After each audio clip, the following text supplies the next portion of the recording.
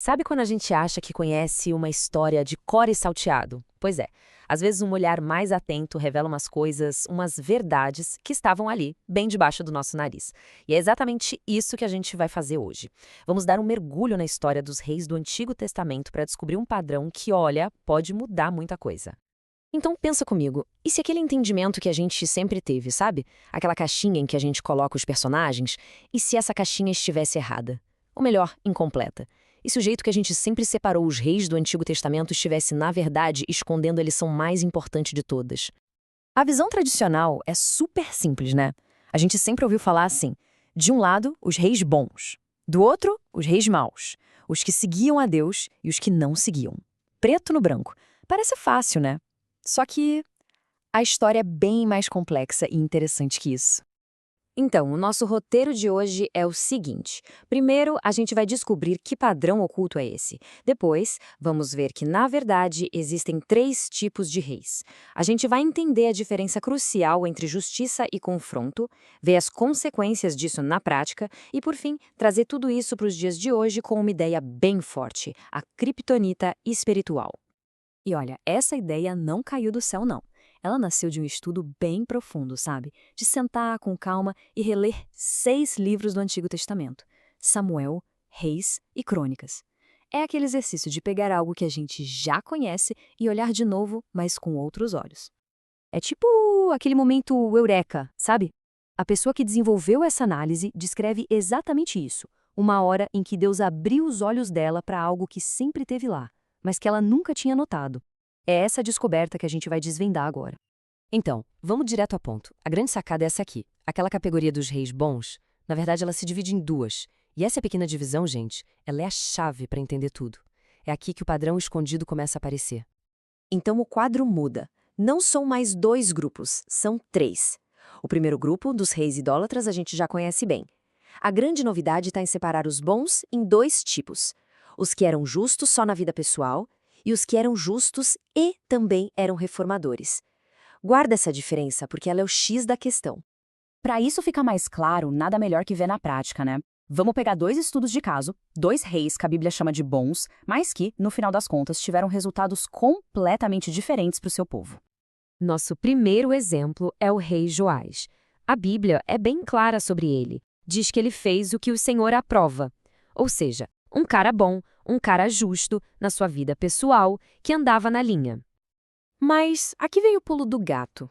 Apesar de ele ser um cara correto, Joás não mexeu no pecado do povo. Ele deixou os altares da idolatria de pé. E qual foi o resultado disso? No fim, a cultura errada acabou engolindo ele. O reino foi derrotado de um jeito vergonhoso e o próprio rei teve um fim trágico. Agora vamos para o outro lado da moeda, o rei Ezequias. A descrição dele é parecida. Diz que ele se apegou ao Senhor, um homem de fé também. Só que a atitude dele como líder, foi da água para o vinho.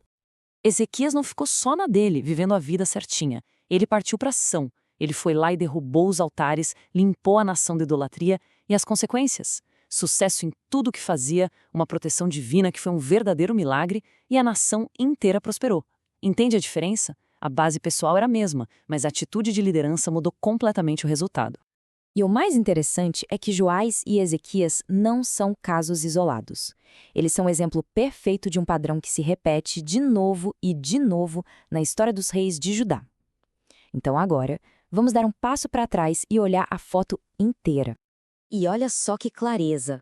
De um lado, a gente tem o que podemos chamar de justiça passiva. Reis como Joás, que eram bons pessoalmente, mas não mexeram na idolatria do povo. O resultado? Derrota, confusão, um fim ruim. Do outro lado, a reforma ativa.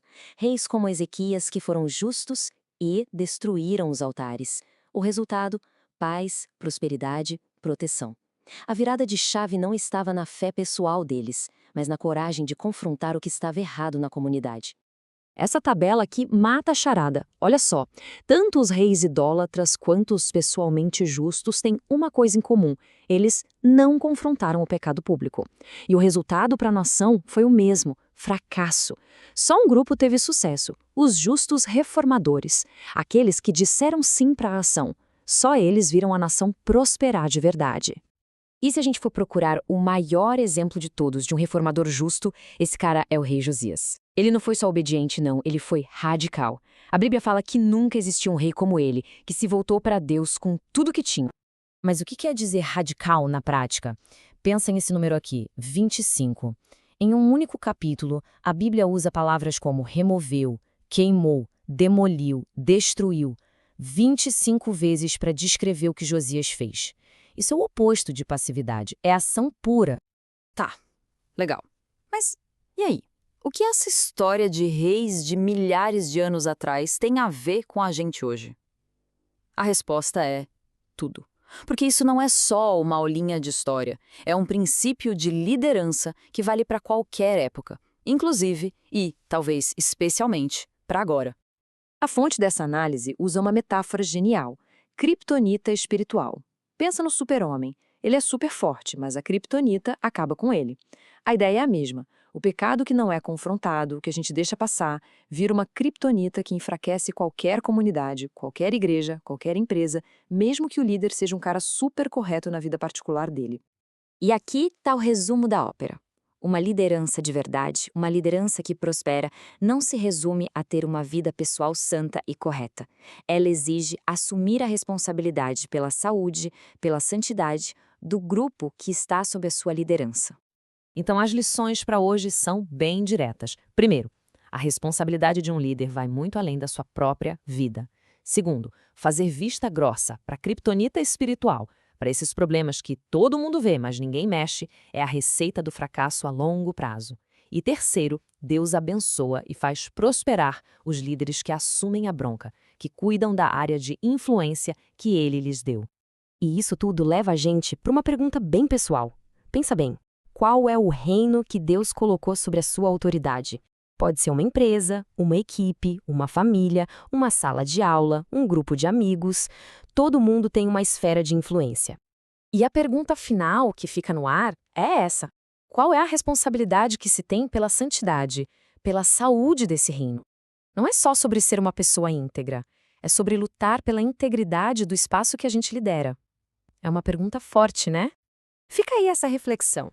Espero que essa análise tenha sido útil e provocado novas ideias. A gente se vê na próxima para mais um mergulho em um tópico fascinante. Até mais!